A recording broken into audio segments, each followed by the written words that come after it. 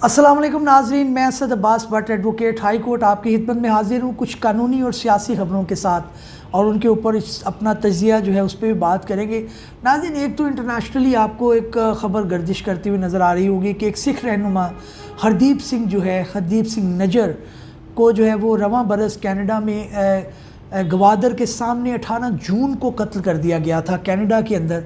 उसके अंदर खालिस्तान की जो तहरीक है वो जो है वो ज़ोर पकड़ चुकी है और दोनों ममालिक के दरमियान जो है कशीदगी आ चुकी है और कनाडा ने अपने एम्बेसडर्स को वापस बुला लिया है और इंडिया ने अपने एम्बेसडर को वापस बुला लिया है, जिसके ऊपर अमेरिका ने भी तफ्तीश की है। पाकिस्तान के जो मुख्तलिफ सियासतदान हैं वो भी अपना जो है वो कमेंट्स उसके ऊपर कर रहे हैं। ज़ाहिर है एक लीडर थे जो हिंदू हमारी जो सिख बरादरी है उनके वो रहनुमा थे, उनको इस तरह से बेदर्दी से कत्ल करना, उसके अंदर उसके अंदर जो भारत है, इंडिया है, उसकी जो एजेंसी है उसका नाम आ रहा है कि जनाब ये जो एजेंसी है आपकी, इसके जो है वो मुख्तलिफ लोग मुलव्वस थे उसके अंदर, जिसे रॉ के नाम से जाना जाता है और उसके ऊपर आज ख़बर भी गर्दिश करती रही है इंटरनेशनल मीडिया के ऊपर। हमारे जो लोकल न्यूज़पेपर है उसके ऊपर देखते हैं, वाइट हाउस से मुतल्लिक उन्होंने बात की है कि वाइट हाउस की कौमी सलामती कौंसिल के तर्जमान एडरसन वाटसन का कहना है कि कैनेडियन वज़ीर आज़म ट्रूडो के भारत पर इल्ज़ामात पर वाइट हाउस को गहरी तशवीश है। अच्छा जी, ये बात वाइट हाउस के कौमी सलामती कौंसिल के तर्जमान एडरसन वाटसन ने जारी किए गए एक बयान में की गई है। उसका मज़ीद ये कहना था कि अमेरिका अपने कनाडा के शराकतदारों के साथ मुसलसल राब्ते में है। तर्जमान एडरसन वाटसन का ये भी कहना था कि कनाडा में तफ्तीश के आगे बढ़ना और मुजरमों को इंसाफ के कटहरे में लाना बहुत अहम है। वाज़ेह रहे कि कनाडा के वज़ीर आज़म जस्टिन ट्रूडो ने कहा है कि भारत खालिस्तान रहनुमा हरदीप सिंह निजार के कत्ल में मुलव्वस हो सकता है।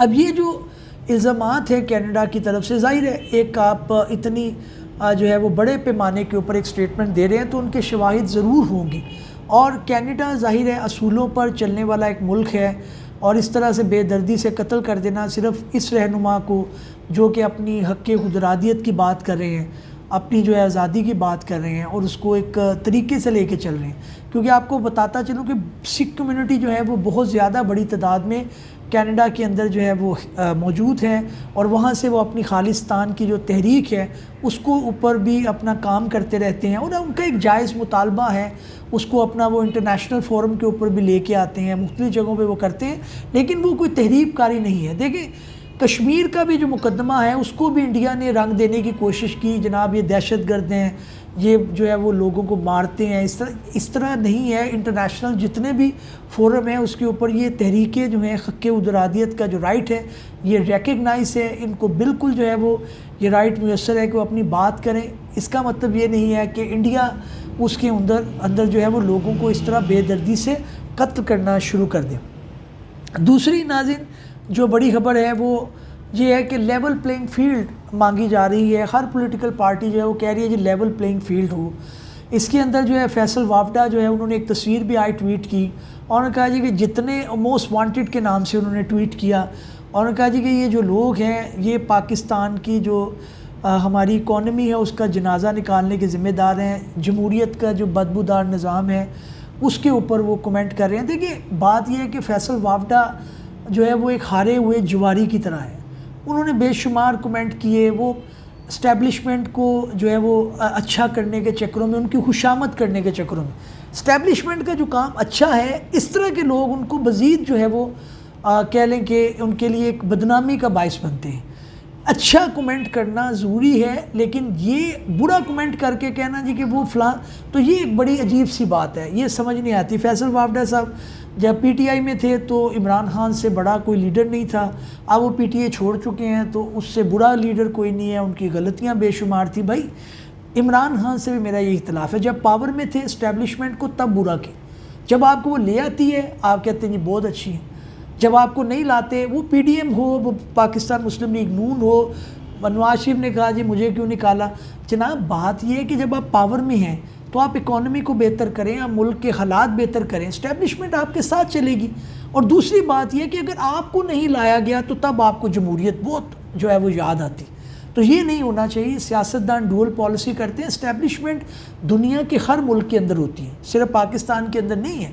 आप किताबों में बात करें, प्रैक्टिकली हम जो है वो इस्टेब्लिशमेंट के बगैर चल भी नहीं सकते। हमारी अपनी भी मजबूरियाँ हैं। कई जगहों के ऊपर मामला आते हैं जो पॉलिटिशियन तो अभी तक तबाह कर गए होते, जो थोड़ा बहुत बचा कुछ है इसका क्रेडिट देना पड़ता है जिनको देना चाहिए। लेकिन फैसल वापडा साहब के मुँह से बात जचती नहीं है, क्योंकि वो जो बात करते हैं वो अब निकल गए हैं तो तब वो बात करते हैं। तो बहरहाल ये एक मेरा इसके ऊपर था। अब अगली जो इसके अंदर बात यह है कि आज जो है वो चीफ़ जस्टिस काजी फाइज़ ईसा साहब ने एक बहुत बड़ा इजलास बुला लिया है, और इसकी खबर भी आई है कि सुप्रीम कोर्ट ऑफ पाकिस्तान में बेंचेस की तश्कील और ज़ेर इल्तवा मुकदमात के मामले पर चीफ़ जस्टिस पाकिस्तान काजी फाइज़ ईसा ने अहम इजलास कल 3 बजे बुला लिया।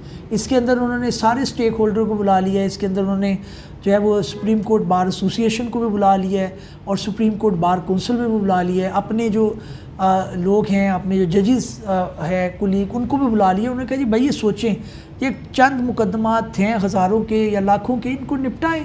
लोगों को क्या मसला पड़ा है कि पीटीआई का केस बाकी है, पाकिस्तान मुस्लिम लीग का बाकी है, नवाज शरीफ का बाकी है, उनकी बला से आप उनको इंसाफ मुयस्सर करें ताकि मुल्क के अंदर एक इकॉनमी जो है, इकॉनमी का इंसाफ के साथ बहुत गहरा ताल्लुक़ है। अगर मुल्क के अंदर इंसाफ है तो आपके इन्वेस्टर आते हैं, आपके जो लोकल लोग हैं वो छोड़ के नहीं जाते। तो अभी तो लोगों को अपनी पड़ गई थी, वो कहते हैं चले जाएं, मुल्क छोड़ दें। तो ये काजी साहब की एक अच्छी बात है कि वो सारे लोगों को करते हैं।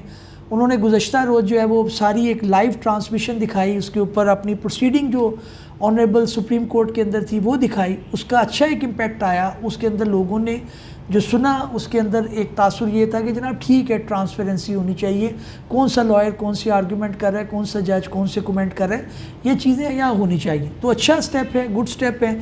इससे तवक्को है कि जब बैठेंगे ये जजेस तो मैं आपको यकीन मानिए इनके सामने रोज़मर्रा की बुनियाद पर पेश होने का मौका भी मिलता रहा। जब जो हाई कोर्ट के अंदर जजेस थे तो ये बड़े स्पीडी काम करते हैं, इनको लीगल एक्यूमेंट बहुत ज़्यादा होता है। ये बहुत भारी भारी फाइलें जो हैं वो मिनटों में जो है वो निपटा देते हैं। तो इनको मौका मिलना चाहिए, काम करना चाहिए, और एक आम जो शहरी या लिटिगेंट है उसका मामला होना चाहिए। अगली खबर नाज़रीन जी है कि परवेज़ इलाही साहब को लाहौर हाई कोर्ट ने परवेज़ इलाही के हुक्म के खिलाफ कौमी एहतसाब ब्यूरो की कर दी। उसके अलावा ये है कि उनको दोबारा जो है सुनने में आया है कि गिरफ़्तार कर लिया गया है और उनको छोड़ने का नाम नहीं दिया जा रहा।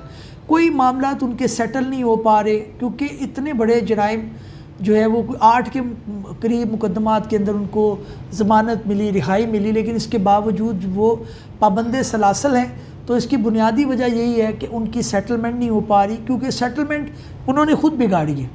उन्होंने 2-3 दफ़ा कहा जी असम्बली नहीं टूटेगी, फ़लाँ नहीं टूटेगा, लेकिन जाहिर है जो आप एक प्रोमिस करते हैं और उसको आप ब्रेक करते हैं, फिर आप अपने बेटे को भगा देते हैं, तो जाहिर है उसके अंदर कानून की आप ग्रिप में तो आएंगे।